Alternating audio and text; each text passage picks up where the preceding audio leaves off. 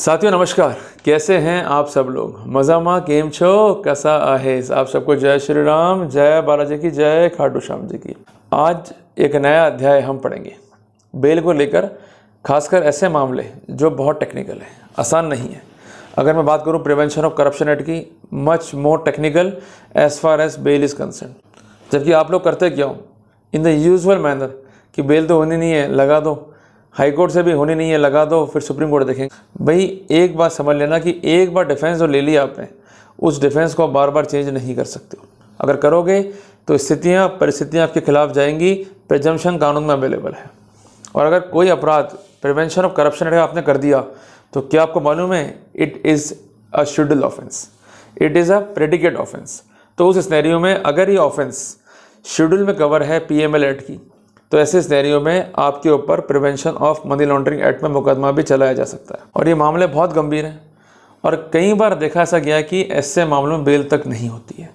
तो करें क्या, किन बातों का ध्यान रखें यदि हम अरेस्ट हो गए हैं या ऐसे मामलों में हमें सम्मन कर लिया है ईडी ने, तो वो इम्पोर्टेंट पॉइंट क्या है बेल के जो हमें ध्यान रखने होंगे। साथियों, इसी क्रम में एक जजमेंट है ऑनरेबल इलाहाबाद हाई कोर्ट का, याद रहेगा आपको। ये जजमेंट हमें वो गाइडलाइंस देता है जो आज तक हमें कोई ना समझा पाया और ना ही इतने इजी वे में हमें बात जो है कन्वे कर पाया। इसलिए being the citizen of India, it is our duty कि हम इन गाइडलाइंस को पढ़ें, इन्हें समझें। क्योंकि देखो, मुसीबत कभी भी किसी पर भी आ सकती है। अगर मुसीबत आ गई तो आपका ज्ञान ही आपको बचाएगा, आपको जो है सेव करेगा। साथियों, जो जजमेंट है ऑनरेबल इलाहाबाद हाई कोर्ट का, इसका डेट है 14 नवंबर 2024। याद रहेगा ना आपको। साथियों, इसका टाइटल है पदम बनाम ईडी। इस मामले के फैक्ट्स इस तरह से थे कि कंसर्न्ड बैंक से कंसर्न्ड कंपनी ने, मींस अक्यूज ने, और उसके कंसर्न्ड एमडी ने और कंसर्न्ड डायरेक्टर ने लोन ले लिया। तो इसमें कौन सा ऑफेंस हो गया। लोन तो ले लिया, पर जो पैसा उनके खातों में आया in consequence of loan facility, इसको उन्होंने डाइवर्जन कर दिया विदाउट एनी लीगल जस्टिफिकेशन, जिसको बोलते हैं अपन साइफंड करना, साइफंड ऑफ करना। यह गंभीर स्थिति है, ऐसा करना कंसर्न व्यक्तियों को जिम्मेदार बनाता है। फिर ये तो उन्होंने करा ही करा। बैंक ने जब इस मामले में जांच करी, क्योंकि कंसर्न अक्यूज ने लोन तो पे किया ही नहीं था, तो ये मालूम पड़ा कि मनी जो है रूट हो गया और अल्टीमेटली बैंक को जो है नुकसान पहुंचाया गया करीबन 252 करोड़ का। बैंक जो है एग्रीड हुआ, इनकी इंटरनल ऑडिट्स हुई, ये सब लोग जो है दोषी पाए गए और इनके साथ साथ जो बैंक कर्मचारी थे उनका भी इन्वॉल्वमेंट जो है पाया गया। क्योंकि आप सब जानते हैं कि जो कंसर्न बैंक है ये था पीएनबी बैंक। तो इस कंसर्न बैंक के जो कर्मचारी हैं वो क्या हो गए, पब्लिक सर्वेंट। तो जो कंसर्न पब्लिक सर्वेंट थे, इसके अलावा जो ये कंसर्न कंपनी है, उसके जो कंसर्न एमडी हैं और डायरेक्टर हैं, इन पर संयुक्त रूप से मुकदमा चला। और धाराएं क्या लगाई गई, 420, धारा 409 आईपीसी, मीन्स इन्होंने चीटिंग किया है, इन्होंने जो है गबन कर लिया। और इसके अलावा section 13 sub clause 1 sub clause D prevention of corruption act का सेक्शन भी यहाँ पर जोड़ा गया। In the mean while in लोगों ने इस मामले में जो है बेल लगाई और इन कंसर्न अक्यूज को इस मामले में जो है बेल मिल गई कि यह एक शेड्यूल ऑफेंस है अंडर द पीएमएलए। ऐसे सिनेरियो में इस मैटर को टेकअप कर लिया ईडी ने, और ईडी ने जांच करके कंसर्न कोर्ट में एक परिवाद जो है दाखिल करा। और उस परिवाद में उनकी दो प्रेयर थी। पहली प्रेयर ये थी कि जो कंसर्न परिवाद हमने दाखिल किया है उसमें धारा 3/4 पीएमएल एक्ट के तहत कार्रवाई करते हुए प्रसंज्ञान लिया जाए और कंसर्न अक्यूज को जो है दोषसिद्ध करते हुए उन्हें पनिश किया जाए एज पर लॉ। और दूसरी प्रेयर ये थी कि इस मामले में हमने जांच करी है, जो भी संपत्तियां हमें मिली हैं basically they are the proceed of crime, तो इसलिए उनको हमने फ्रीज कर लिया।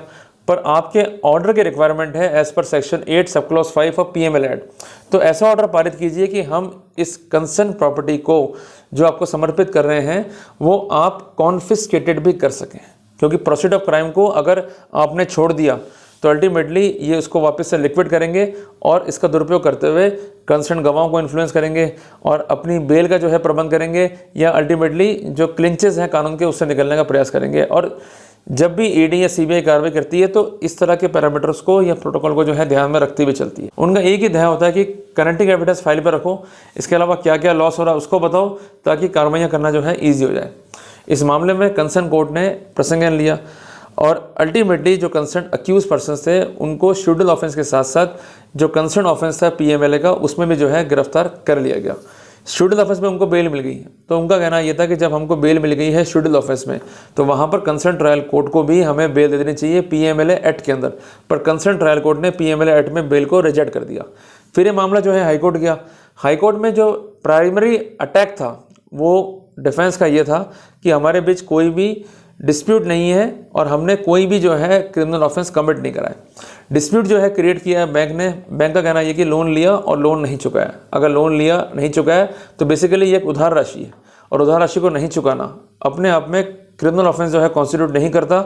दूसरी इंपॉर्टेंट बात यह है कि बैंक जो है डेलिब्रेट है, शुरू से हमारे पीछे पड़ा हुआ है। कभी हमें कहता है विलफुल डिफॉल्टर, कभी कहता है कि आप बेईमान हो, कभी कहता है कि आप एनपीए हो, जबकि हमने ऐसा करा ही नहीं है। तो इस रिमार्क को जो कि डेलिब्रेट था उसको भी ऑनरेबल हाईकोर्ट ने रिमूव कर दिया। यहाँ पर कंसर्न अक्यूज का कहना यह था कि हमने कोई फ्रॉड कमिट नहीं करा है और हमें जो बेल मिली है उसको सीबीआई ने या ईडी ने चैलेंज तक नहीं करा। कंसर्न शेड्यूल ऑफेंस में, जिसको हम प्रेडिकेट ऑफेंस भी कहते हैं, चार्जशीट पेश नहीं हुई है। ऐसे सिनेरियो में जो गाइडलाइंस हैं, जो जूरिस्प्रूडेंस के बेसिक प्रिंसिपल है, जो ये कहते हैं bail is rule jail is exception, उसको ध्यान में रखते हुए हमें बेल दी जाए, क्योंकि जहां पर अक्यूज के संवैधानिक पैरामीटर अफेक्ट हो रहे हैं वहां पर धारा 45 पीएमएल एक्ट की हार्श कंडीशंस को एब्सोल्युटली अप्लाई नहीं किया जा सकता। इनका कहना है कि ऐसे कई जजमेंट है जहां पर डिले के पॉइंट पर केस को देखा गया। इंपॉर्टेंट जजमेंट है वीएस बालाजी बनाम ईडी का जजमेंट है वर्ष 2024 का ऑनरेबल सुप्रीम कोर्ट का, जिसका साइटेशन है 2024 SCC online supreme court page 2626। इसमें अक्यूज जो है जेल में था 15 महीने से।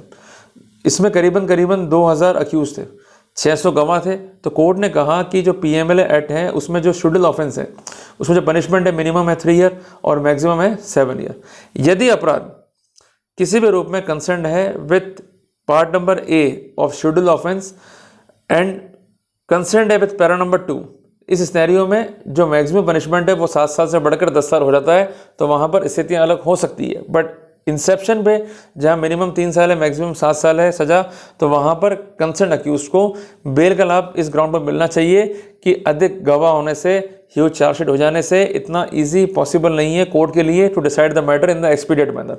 जहाँ पर रिमोट चांस है to conclude the trial in a very short time, तो वहाँ पर अक्यूज के संवैधानिक अधिकार जो कि आर्टिकल 21 संविधान में है, which inter alia confer the right to get a speedy trial, वो अफेक्ट हो जाते हैं। तो वहां पर अक्यूज को बेल का लाभ मिल जाना चाहिए। साथियों, यहां पर कोर्ट ने जोर दिया सेक्शन 3 पीएमएल एक्ट के ऊपर।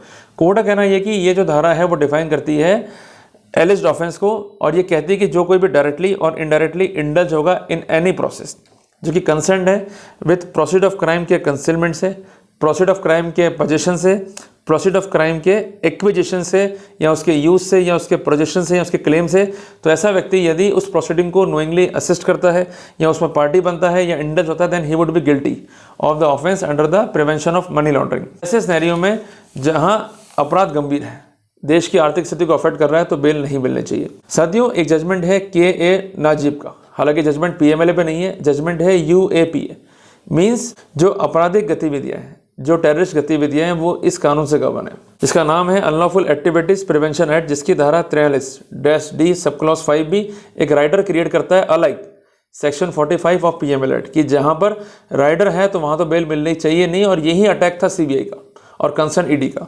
तो ऐसे स्थिति में कोर्ट ने कहा कि अगर राइडर है पर अक्यूज के संवैधानिक अधिकार अफेक्ट हो रहे हैं, तो वहां पर हम राइडर को बाईपास करते हुए बेल को दे सकते हैं to secure the fundamental rights of the concern accused.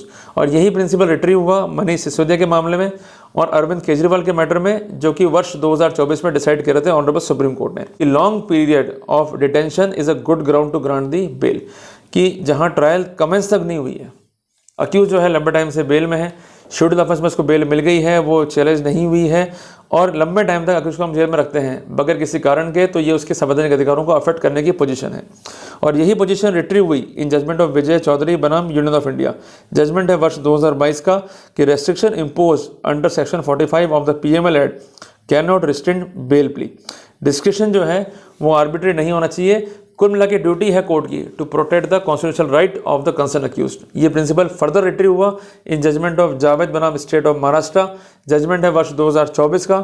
इसके अलावा जजमेंट है ऑनरेबल सुप्रीम कोर्ट का सत्येंद्र कुमार बनाम सीबीआई के नाम से, जजमेंट है वर्ष 2022 का, जिसका टाइटल है 2022 वॉल्यूम 10 एससीसी पेज 51 कि संवैधानिक अधिकारों को रेस्पेक्ट करना, उसको प्रोटेक्ट करना ड्यूटी है कोर्ट की। अगर डिले है ट्रायल में तो वहाँ पर कोर्ट को बेल दे देनी चाहिए। अगर प्रथम दृष्टया मामला बनता है बेल का, तो वहाँ कोर्ट को घबराना नहीं चाहिए बेल देने में। Bail should be granted immediately.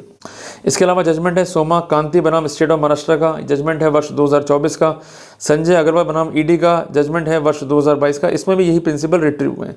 तो कोर्ट ने फैक्ट्स सर्कमस्टेंस को देखते हुए बेल प्ली को जो है अलाउ कर दिया और यहाँ पर 3 कंडीशंस जो है इंपोज कर दी कि पासपोर्ट आप सरेंडर करोगे, section 480 sub clause 3B and SS में जो कंडीशंस को फॉलो करोगे और ऐसी कोई कार्रवाई आप नहीं करोगे जिसके तहत कोर्ट ऐसा अज्यूम कर ले कि आप विलफुली जो है भाग रहे हो या प्रोसीडिंग को ऑब्स्ट्रक्ट कर रहे हो या एब्सेंट हो। अगर ऐसा करते हो then it shall be deemed to be the breach of conditions of bail. साथियों, ये सिर्फ एक फैसला नहीं है, यह हमें सिखाता है 5 महत्वपूर्ण बातें, यदि समझ ली तो इजीली ऐसे मैटर्स में आप बेल को क्लेम कर पाओगे। मामला चाहे प्रिवेंशन ऑफ करप्शन का है, चाहे मामला PMLA का है, ये जजमेंट जो है गाइडिंग प्रिंसिपल्स लेट डाउन करता है। अगर अक्यूज लंबे टाइम से जेल में है और केस में जो है कोई प्रोग्रेस नहीं हो रही है तो अल्टीमेटली ये आर्टिकल 21 संविधान को उल्लंघित करता है, जो ये कहता है the right to get a speedy trial is the fundamental right of the accuse. यदि किसी मामले में अक्यूज को बेल नहीं देनी है तो कंसर्न प्रोसिक्यूशन को ये अश्योर करना होगा कि हम जो केस लेकर आए हैं वो प्रथम दृष्टया रूप से स्टेबल है, कोई भी गुंजाइश नहीं है इंटरफेरेंस की, और इसके अलावा हम जो ट्रायल है वो कॉन्डक्ट कर रहे हैं स्पीडी मैनर में। अगर ऐसी पोजीशन नहीं है, इवन ट्रायल तक कमेंस नहीं हुई है, इवन चार्जशीट तक नहीं है, तो ऐसे सिनेरियो में ये नहीं मान सकते कि किसी केस में प्रोग्रेस हो रही है, because right to get a speedy investigation and speedy trial is the fundamental right of the accuse as per article 21 of constitution of India. दूसरी इंपॉर्टेंट बात है कि जब भी आप बेल प्ली को लगाओ या आर्ग्यू करो तो उसमें लॉन्ग डिटेंशन एक ग्राउंड बनता है। इसके अलावा bulk chargesheet, remote possibility to conclude the trial in the near future और keeping behind the accused in bar means उसको बार में या जेल में रखना for an unlimited time would ultimately infringing इस फंडामेंटल राइट। इस पॉइंट को भी जो है हमको रेस करना होता है। तीसरी इंपॉर्टेंट बात यह है कि जो भी कानून बने हैं अगर वो बेल की प्ली को रोकते हैं तो ऐसे सिनेरियो में अगर अक्यूज के फंडामेंटल राइट्स का उल्लंघन हो रहा है तो कोर्ट उन प्लीज को भी बाईपास कर सकता है। तो उस सिनेरियो में जजमेंट जो मैंने आपको बताए हैं उनको आपको कोट करना है अपनी प्लीडिंग्स में। चौथी इंपॉर्टेंट बात, जब भी आप ड्राफ्टिंग कर रहे हैं तो उसमें केस को सिंपल ड्राफ्ट कीजिए कि भाई कंप्लेंट या FIR क्या, उसके अवलोकन से क्या फैक्ट सच्चे हैं, क्या फैक्ट झूठे हैं। तीसरी बात, आपका स्टैंड क्या है। चौथी बात, आपको बेल की रेमेडी क्यों दी जाए। और पांचवी बात, कॉन्डक्ट क्या रहा है प्रोसिक्यूशन का इस केस के अंदर। अगर ये पैटर्न आप ले लेंगे तो वहाँ पर आपको काफ़ी ईजी रहेगा। और पांचवी इंपॉर्टेंट बात, जब भी आर्ग्यू कर रहे हैं तो आपको अटैक करना है कि प्रथम दृष्टया मामला कैसे नहीं बनता है, कैसे मामला झूठा है और यहाँ क्या पॉसिबिलिटी और अदर एंगल से भी स्टेबल हो सकती है। अगर आपने ये स्थितियाँ कन्विंस करने का प्रयास किया तो निश्चित तौर पर वहाँ पर सफलता मिलने की पोजीशन रहती है। भाई देखो, रिलीफ कोर्ट से मिले या नहीं मिले वो तो आपका भाग्य है, बट जो प्रोटोकॉल है, प्रोसेस है, वो तो फॉलो करना होगा। अगर वही हम फॉलो नहीं करेंगे ये कहते हुए कि वैसे बेल तो होगी नहीं, तो वहाँ पर आपको कोई नहीं बचा सकता। आपको इंसेप्शन से ही स्ट्रॉन्ग प्ली जो है कोर्ट में रेस करनी है ताकि हमारे अधिकार जो है वो अफेक्ट ना हो। और इसके अलावा ध्यान रखना कि आप कोर्ट को और अधिक कन्विंस करने के लिए, अपना जेन्युइननेस शो करने के लिए ये भी लिख सकते हैं कि I am ready willing to surrender my passport. मैं जो है किसी डिस्ट्रिक्ट को या स्टेट को भी जो है लीव नहीं करूंगा। इसके अलावा कुछ कंडीशन है section 480 sub clause 3B and SS में कि मैं गवाह को टेम्पर नहीं करूंगा, किसी भी गवाह को कोई ब्राइब नहीं दूंगा, कोई मोटिवेटेड एक्ट नहीं करूंगा और जो ट्रायल की प्रोग्रेस है या जो कंसर्न इन्वेस्टिगेशन उसकी प्रोग्रेस को अफेक्ट नहीं करूंगा। और मैं ऑलवेज जो है प्रेजेंट रहूंगा जब तक मुझे कोर्ट एग्जाम्पशन नहीं देता है। और अगर एग्जाम्पशन चाहिए तो मैं विशेष परिस्थितियों को उल्लेख करते हुए एग्जाम्पशन लूंगा, अदरवाइज नहीं लूंगा। तो इससे भी कोर्ट में जो है कॉन्फिडेंस बिल्डअप होता है। तो ये कुछ सामान्य जानकारियाँ थी जो कि वेरियस गाइडलाइन पे बेस्ड है और अभी तक का सबसे अच्छा फैसला है जो हमें इस बारे में अच्छी गाइडलाइंस जो है प्रोवाइड करता है। और उसमें कई जजमेंट जो है ऑनरेबल सुप्रीम कोर्ट के उन तक को जो है डिस्कस किया गया है। That's why it is a good judgement.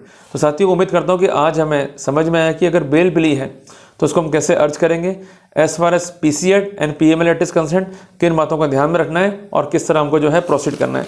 कुल मिला के अगर मामला PC एक्ट की हद तक है तो वहाँ पर प्रोसीड ऑफ क्राइम को आप साइड में रख दीजिए, पर अगर मामला PMLA का है तो वहाँ पर जो सेक्शन 3 है प्रोसीड ऑफ क्राइम की एलिज्ड ऑफेंस जो है वो किसी भी रूप में ऐसा नहीं है कि आपने प्रोसीड ऑफ क्राइम को जो है जनरेट किया हो। इसके अलावा एलिगेशन जो है झूठे हैं उसके बारे में तर्क लिखिए। और सबसे इंपॉर्टेंट बात, आपका नोइंगली पार्टिसिपेशन, नोइंगली इंडल्जमेंट जो बेसिक आरोप होता है प्रोसिक्यूशन का, उस पर हिट करना है। अगर आपने इशारा समझ लिया, मेरा पॉइंट समझ लिया और वहाँ प्रॉपर हिट किया तो निश्चित तौर पर आप एक अच्छे रिजल्ट जो है ऑब्टेन कर पाएंगे, खासकर ऐसे मामले में जो कम्प्लीटली जो है फॉल्स है, even they are based on violation of law और जहां पर आपके राइट टू लाइफ और आपकी लिबर्टी को जो है अफेक्ट किया जा रहा है, जो कि फंडामेंटल मैंडेट है as per constitution of India. तो घबराएं नहीं, अपने राइट्स को सिक्योर करें। अगर आप नहीं बोलेंगे, नहीं लड़ेंगे तो वैसे आपके राइट्स जो हैं खत्म हो चुके हैं। और सबसे इंपॉर्टेंट बात, जब कुछ बचा ही नहीं है तो लड़ने में हर्ज क्या है। एक मुझे बात ध्यान आती है हिटलर की कि अगर आपको दुश्मनों ने घेर लिया है तो भागना नहीं, बल्कि ये तो और अच्छा काम हो गया। Now you are having the opportunity to fire in any direction. जैसे इस केस में हुआ कि इसने सारे पॉइंट्स को रखा, ट्रायल कोर्ट ने नहीं माना, पर जब मामला हाई कोर्ट गया तो वहाँ पर रिलीफ मिल गई। इसलिए मैं कहता हूँ कंजूसी मत करो, आप सारे पॉइंट्स को लिखो, एक एक पॉइंट को, चाहे वो फैक्ट्स हो, सर्कमस्टेंसेस हो, प्रीमिया फेशियाई मामला क्यों नहीं बनता वो हो, लीगल पोजीशन को लेकर हो, आपका लॉन्ग डिटेंशन है उसको लेकर हो, एक एक पॉइंट को कवर करते हुए चलो ताकि हम इजीली कोर्ट को जो है कन्विंस कर पाएँ। और इसके अलावा हमें सिनॉप्सिस भी जो है साथ में लेके चलना है। तो साथियों जल्दी मिलते हैं हमारे नए टॉपिक के साथ। टिल देन जय हिंद, जय भारत।